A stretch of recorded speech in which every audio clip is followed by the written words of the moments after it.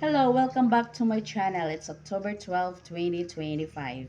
Today you will be learning where and yesterday in a sentence. It's my fourth day teaching English and Filipino tutorial.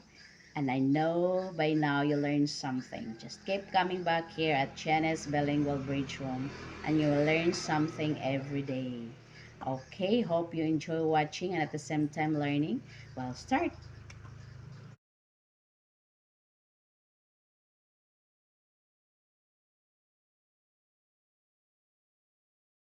Okay, you will be learning where and yesterday in Filipino and we use it in a sentence.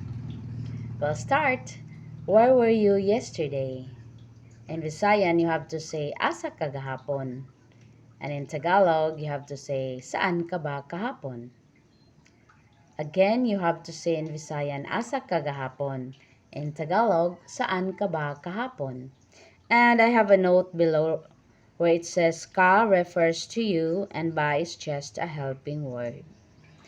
Alright, this is all for today. See you again tomorrow. Don't forget to like, subscribe, and share.